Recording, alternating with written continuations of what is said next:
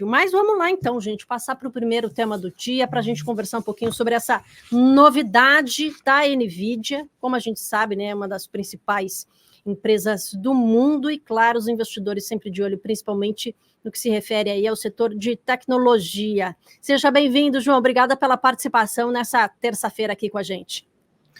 Oi, Paula, tudo bem? Prazer é meu. Prazer é nosso sempre, você trazendo aí seus conhecimentos e, claro, né, para falar sobre esse tema tão relevante no mercado, a gente sempre frisa isso porque não deixa de ser, né?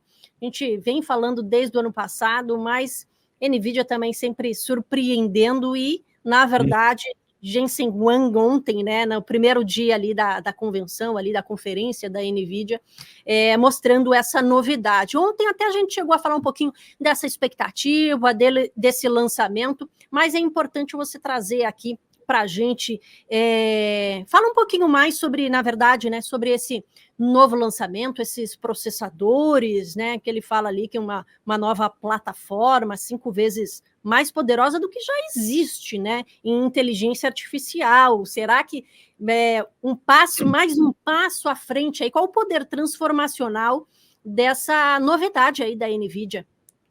Então, bom, Paula, do evento de ontem, o que ficou, né, o que chamou a atenção realmente foi o lançamento do Blackwell, né, que é a nova GPU que vai substituir as antigas, nem tão antigas assim, as Hoppers. E essa GPU, ela tem uma capacidade de processamento muito maior do que a placa antiga, e ela tem uma capacidade de se integrar no sistema que faz com que ela seja vamos dizer, um player muito mais apto a estar nos computadores para se fazer essa questão da inteligência artificial, principalmente a parte da inferência, né? Que é aquela parte na qual a inteligência artificial avalia os inputs que estão vindo, né, das pessoas que vão lá e digitam o que querem, e essas GPUs elas têm uma capacidade de acelerar o processamento e entregar respostas mais rápido, né? Isso é transformador porque permite que vamos dizer, as empresas de nuvem, de cloud, e no caso o Jensen ele citou ontem a AWS, Azure, Google Cloud, especialmente a AWS, que deve ser a primeira a implementar essas novas placas. Esses caras eles vão ganhar uma velocidade de processamento, vão poder cobrar mais caro por conta disso, e também vão otimizar toda a questão do consumo energético, porque essas novas GPUs elas consomem muito menos energia do que a geração antiga. Então tem todo um novo salto de tecnológico advindo desses novos GPUs que vão colocar não só a NVIDIA, bom, ela já é líder absoluta nesse quesito, mas alguns bons passos à frente da concorrência, mas também vão fazer com que todas esses grandes players que estão colocando dinheiro na NVIDIA, né, todos esses grandes players ganhem, vamos dizer, mais poder de fogo com seus clientes que não param agora de querer colocar os seus modelos de inteligência artificial para rodar, né? Então, a gente está vendo vamos dizer, esse mercado se popular, né? Você já tem várias ferramentas de inteligência artificial, diversas empresas pequenas de inteligência artificial, e você já tem os grandes players também, né? O B2B, aqueles caras que fazem sistemas para outras empresas, também, vamos dizer, procurando montar suas estratégias nesses serviços de nuvem. Estratégias lá na AWS, lá na Azure, no Google Cloud. Então, são movimentos que assim, vão impulsionar cada vez mais a NVIDIA. Ou seja, né, a empresa que tiver as placas da NVIDIA rodando, as GPUs da NVIDIA rodando, vão ter uma vantagem competitiva grande. Então, todo mundo correndo atrás desses novos chips.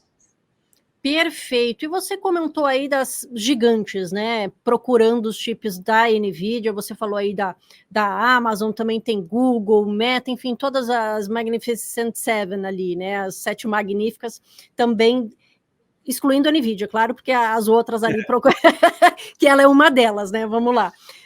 Mas ali, vamos dizer assim, um pouco dependentes ali de NVIDIA. Você falou assim que a NVIDIA dá mais um passo à frente. Nesse sentido, como é que ficam, né, as concorrentes nessa busca por inteligência artificial? A NVIDIA continua ali abrindo mais espaço? Como é que ficam as outras ali embaixo nessa procura, né, nessa corrida de inteligência artificial? Pois é, Paulo. A corrida da NVIDIA na frente das outras não é de hoje, né? Já é uma corrida de 10 anos. Então, eles estão bem na frente nessa dinâmica toda, porque eles se colocaram como vamos dizer, uma empresa de tecnologia que estava lá criando as GPUs focadas para outros usos que não os games. A NVIDIA ela pulou na frente das demais a hora que ela decidiu que o Huang, com a cabeça dele, né, um cara muito fora da curva, quando ele decidiu que as GPUs seriam os instrumentos vamos dizer, que teriam outras aplicações que não só games. E ele até ontem, na apresentação do GTC, ele citou um momento que aquilo deu o start para ele, que foi um momento lá em 2012, quando um grupo lá de pessoas que depois foram lá para a OpenAI, lançaram um desafio de identificação de imagens. Né? A ideia era como que os computadores, a partir dos pixels das imagens, como que os computadores identificavam aquilo e transformavam aquilo em palavras. Né? Ele até mostra a foto de um gatinho, que aí foi a primeira identificação, foi, isso é um gato. E aí a máquina cuspia, cat, né? Falava em inglês. Mas ali ele teve a sacada de que essa parte de machine learning, deep learning, todas as partes de aprendizado de dados funcionariam dentro de GPUs e não de CPUs. Bom, esse é um ponto muito chave. E ele, então, já vem nessa corrida de desenvolvimento dos chips num passo muito mais veloz do que os concorrentes. Os concorrentes se deram conta desse mundo muito, assim, recentemente, na verdade, vai 4 anos atrás. É isso. Então, eles estão bem para trás da concorrência. A própria AMD, hoje, por exemplo, as ações da AMD estão sofrendo bastante, porque a NVIDIA dá um passo muito além da capacidade da AMD. Eu gosto da AMD, mas ela ficou muito tempo focada ali em produzir a placa de vídeo para o PlayStation, por exemplo. Né? Então, tem essa pegada mais do lado dos games, essa pegada dos computadores, apesar de que eles estão caminhando mais para essa linha de inteligência artificial, mas eles ficaram um passo para trás, a NVIDIA deu um salto na frente.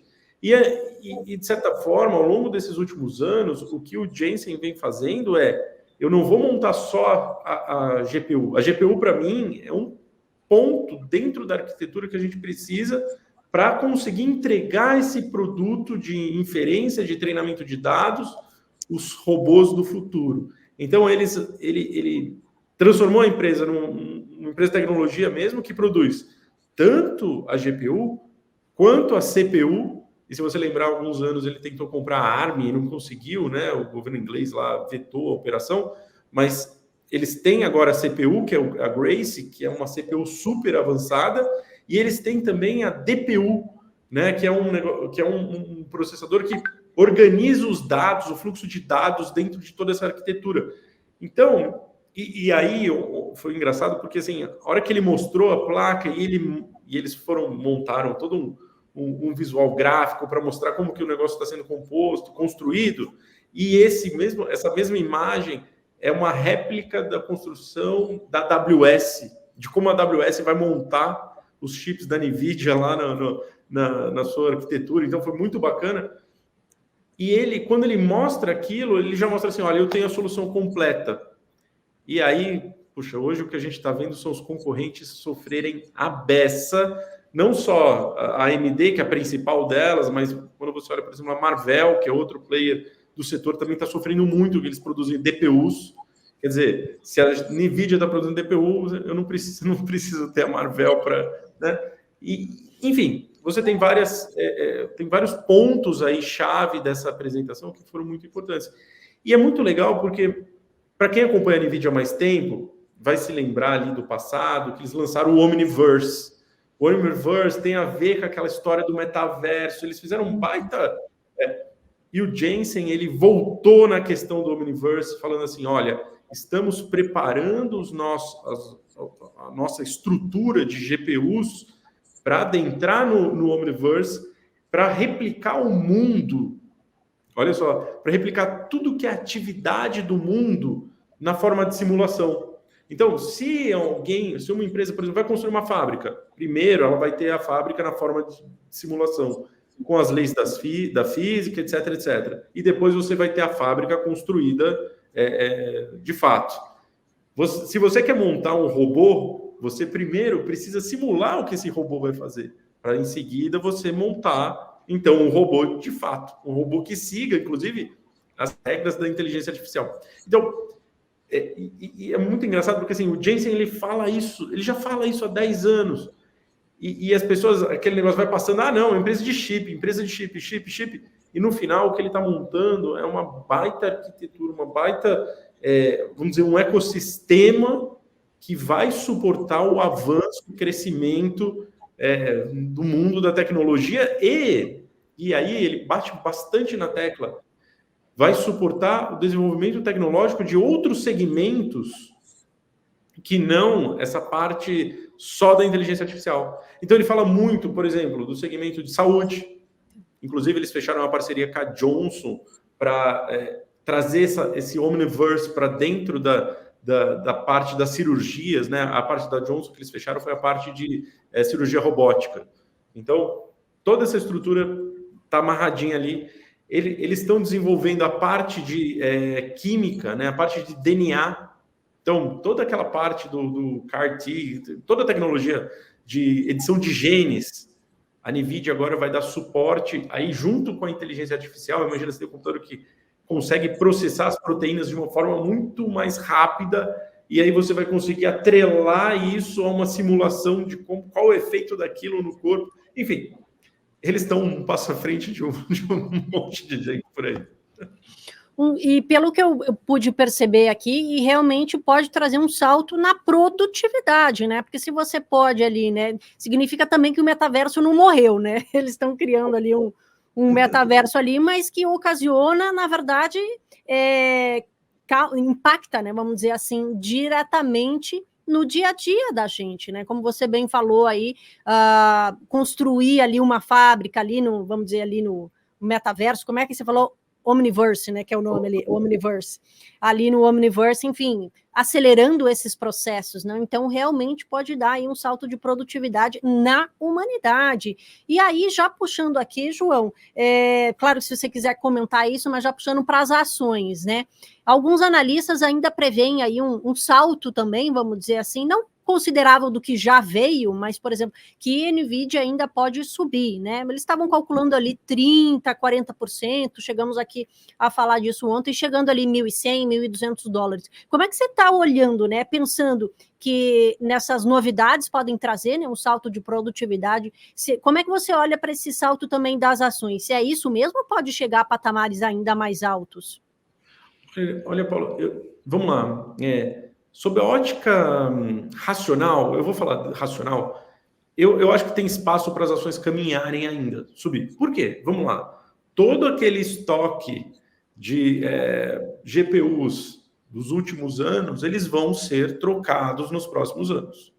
Para você rodar a inteligência artificial de forma econômica, com, vamos dizer, questão da economia de energia, para você conseguir monetizar a inteligência artificial, você precisa de mais velocidade. A NVIDIA tem um produto dela. Está ali, o produto está pronto. Então, todas as empresas, todos os investimentos da Amazon dos últimos anos no segmento de cloud, eles vão ser revistos, eles vão ser trocados. Então, existe sim um lado racional da coisa, que puxa, vai precisar ser trocado, tá bom, e paga-se caríssimo por essa arquitetura nova. Ponto. Então, acho que tem espaço, sim, para a NVIDIA continuar imprimindo essa taxa de crescimento que eles imprimiram nesses últimos anos aqui, e eles têm uma margem elevadíssima, né? Uma margem super poderosa, geram muito caixa, aquela história toda. É uma empresa muito bem montada, arquitetada para continuar crescendo. Esse é o lado racional.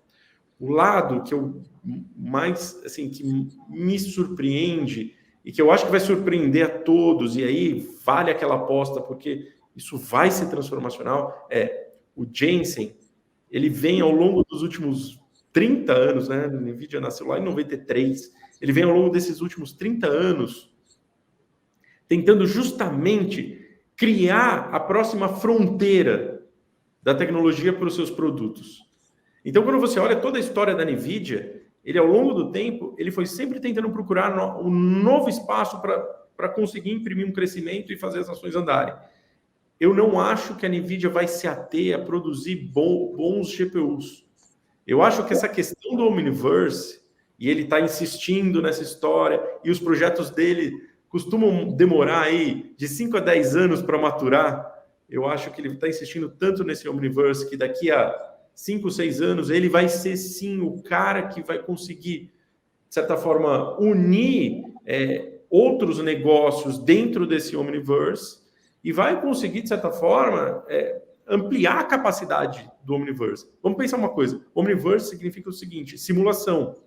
Simulação de tudo. Você pode ter uma cidade sendo simulada de cabo a rabo. E você vai conseguir transformar aquilo num produto que, por exemplo, transforma aquilo numa inteligência para o veículo autônomo nascer.